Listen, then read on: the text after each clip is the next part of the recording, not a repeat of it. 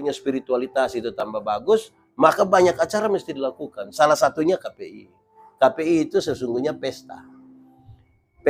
Di pesta itu menunya mungkin sedikit beda, yang menyajikan juga beda, pakai pakaian juga beda-beda, begitu. Pesta lah. Pesta itu salah satu tanda ucapan syukur, bukan satu-satunya tanda, salah satu.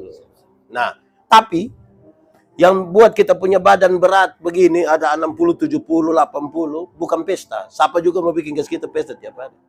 Yang buat kita badan begini, ini makan pagi, makan siang, makan malam, di rumah. Di rumah. Nah, yang dimaksud di rumah itu apa?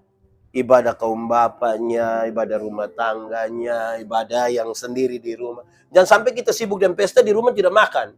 Repot kita itu, nanti tambah masalah. Jadi, nah ini acara yang baik itu. Nah, untuk acara ini, banyak orang sudah berikan perhatian.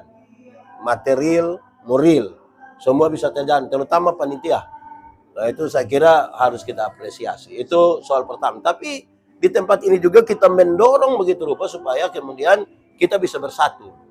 Kita bisa jadi baik dalam seluruh perbedaan. Apalagi ini kita di tahun politik nih. Kemungkinan untuk orang berbeda tuh sangat tinggi. Ya, harusnya di gereja betul bersatu. Nah, gitu. Itu pertama. Yang kedua, tema. Tema ini bagus tentang digitalisasi. Ini tema yang mau tidak mau semua orang mesti ada di dalamnya. Harus ada di dalamnya karena dunia sekarang sudah dunia digital. Ada satu orang dia berani bilang, makanya saya tidak pakai HP. Ya, itu orang pasti ketinggalan zaman. So pasti itu wawasannya pasti kecil dan itu bikin rusak lebih banyak.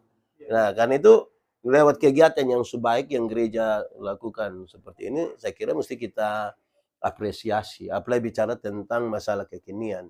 Apa ya, di dunia ini mungkin sebentar kita akan bilang. Dunia sekarang ada dua. Satu dia pun nama dunia nyata, satu dia pun nama dunia maya. Di dunia nyata orang tua lahir lebih duluan anak-anak. Makanya aturannya banyak sekali, mesti begini, mesti begini, mesti begini, mesti pakai selimut, mesti segala macam. Itu dunia nyata. Di dunia maya, anak-anak lahir lebih duluan orang tua. Kita pun anak umur 3 tahun, lihat kita masih bodoh-bodoh begini, masih gitu. Nah, kira-kira gitu kan. Tapi yang kedua, banyak orang tua di dunia maya, dia bikin macam kayak anak-anak kecil. Yang baru lahir. Ya, pusing dia, padahal sudah tua ini. Nah, berdasarkan itu mungkin kalimat lebih pantas untuk kita lah, bijak-bijaklah kita menggunakan itu media. Toh juga teman-teman media. Dunia ini kadang-kadang sangat tergantung pada penjelasan teman-teman media. Media ini kadang-kadang kalau dia lagi berpihak ke baju hijau, dia hijau sekali, merah salah semua. Kalau dia lagi berpihak ke merah, hijau salah semua. Jadi ya tergantung sekarang. jadi bukan saya media sosial, teman-teman media ini juga. Jadi kalau ini acara bagus, nah, tapi pesan moral sih sebenarnya. Pesan moralnya begini. Kenapa dunia kacau? Dunia kacau itu mengerucut pada dua hal. Hal yang pertama, orang-orang yang punya visi perdamaian itu terlalu kecil, terlalu sedikit. Sejarah mencatat Mahatma Gandhi, Martin Luther King, terhitung dan jari. Mau dunia baik, mesti semua orang ini punya visi perdamaian. Tapi yang kedua, berkaitan dengan kakak dan pekerjaan, dunia kacau ini karena literatur tentang perdamaian, bacaan tentang perdamaian itu jumlahnya jauh lebih kecil dari literatur tentang perang, pemerkosaan, kejahatan.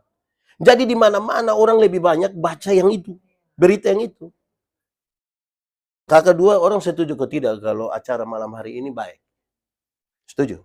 Pertanyaannya, nanti kakak dong muat berita, waktu ada siaran langsung berapa orang ikuti? Paling yang berkepentingan langsung. Tapi coba bilang di GKS Mata ada pemerkosaan. Satu dunia tahu. Karena orang terlalu terbiasa dengan berita buruk. Akhirnya dia menyebar itu buruk di mana-mana. Kalau mau dunia ini baik, mestinya semua orang itu kasih yang baik. Omong yang baik. Jelaskan yang baik. Semua jadi baik. Di mana-mana dengar yang baik, ya pasti jadi baik. Yang didengar itu akan masuk di sini, di otak. Berpikir itu membentuk tindakan. Tindakan berulang-ulang menjadi kebiasaan. Kebiasaan kemudian menjadi budaya. Budaya jadi karakter. Tergantung apa yang kita dengar. Bayangkan kalau tiap hari dia dengar di bapak maki, di mama. Setiap hari. Itu anak tumbuh jadi anak yang Kira-kira begitu. Nah, kira itu dia punya pesan moralnya di situ. Semoga itu juga bagian yang bisa kita sampaikan sebentar. Karena dunia lagi berubah. Perubahan hari ini kita belum sampai, perubahan berikutnya sudah ada. Kadang-kadang percepatannya terlalu cepat, kita tidak siap untuk perubahan. Gitu.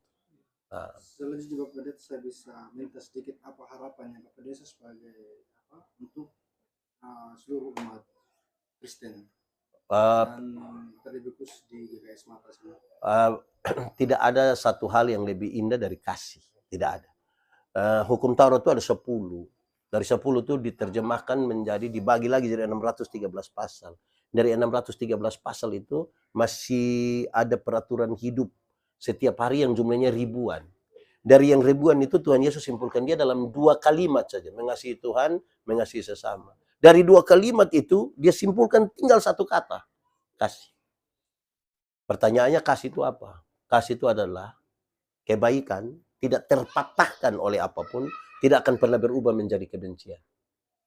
Rujukannya jelas, karena begitu besar kasih Allah akan dunia ini. Apakah Tuhan Allah mengasihi dunia? Yes. Lalu apakah dunia mengasihi Tuhan Allah? Tidak. Lalu apakah karena dunia tidak mengasihi Tuhan Allah berhenti membenci dunia?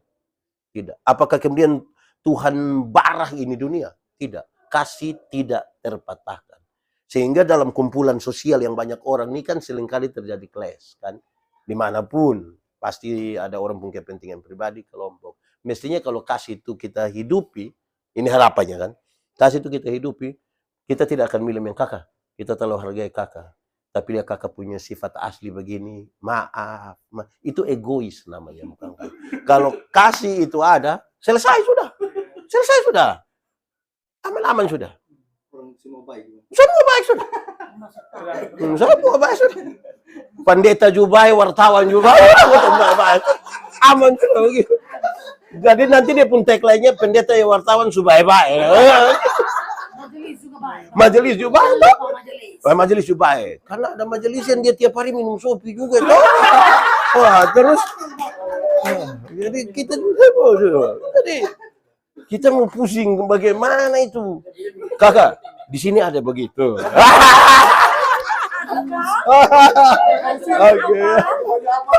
Oke. Jadi kira-kira dia begitu. Oke, siap. Terima kasih Bapak. Saya ingin menanyakan sedikit. Ya. Tadi sempat Bapak sentuh terkait dengan penggunaan media Ya. terhadap bulan politik yang akan mendatang. Ya. Tidak bisa dipungkiri lagi bahwa hampir sebagian dari negara ini tahu bahwa Kabupaten SBD salah satu yang masuk dalam kode merah di setiap pemilihan. Oleh karena itu, Bapak sebagai public figure, himbauan apa yang Bapak mau sampaikan terhadap terciptanya demokrasi yang adem dan baik? Oke, yang paling pertama dunia yang sudah maju ini, termasuk dengan perubahan zaman, ada media sosial dan alat-alat elektronik yang semakin maju, tidak ada kita akan bilang kepada orang untuk kakak mundur, gitu, tidak ada. Hanya ada satu kata di zaman ini, yaitu bertarung. Itu hanya ada itu kata. Mau 10 kandidat pun bertarung. Pertanyaan kedua adalah pertarungan macam apa? Pertarungannya harus pertarungan positif. Supaya waktu kita sebar, pertarungan kita pada program. Dua kata kunci bagi para kontestan, siapapun dimanapun adalah dikenal, disukai. Ada orang dikenal tapi tidak disukai. Ada yang disukai tapi tidak dikenal. Nah, untuk membuat menjadi dikenal, kita bertarung. Bertarung di mana? Bertarung di yang tadi, yang positif-positif yang kita mau pakai itu. Ya, supaya orang belajar positif. Bahkan 2 orang bisa bertarung, tapi dengan yang benar itu seperti apa? Kira-kira gitu. Supaya masyarakat pun diajar begitu rupa oleh orang-orang yang kemudian tahu bahwa ternyata ini kita bisa berbeda saja, tapi kita bisa bertarung dan kita bisa memainkan sesuatu yang baik. Itu pernyataan pertama. Yang kedua, dia sangat berkaitan dengan pengelolaan. Semua orang oleh karena perbedaan. Fakta kosmis itu menunjukkan semua orang berbeda. Hitam, putih, panas, dingin, orang yang marah, tidak marah. Perbedaan itu potensi konflik. Berarti kalau dia potensi konflik, Persoalan kita soal bukan soal. Cara kita menangani soal yang biasanya jadi soal. Gitu. Pengelolaan itu yang seperti apa? Kalau yang kita sudah taruh di kita otak tadi itu perang, ribut, pasti pengelolaannya begitu.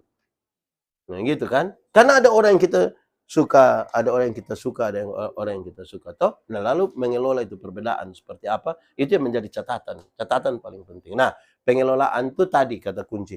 Kalau kita pengelolaan itu dengan kasih sadar bahwa perbedaan itu ada, saya kira bukan dari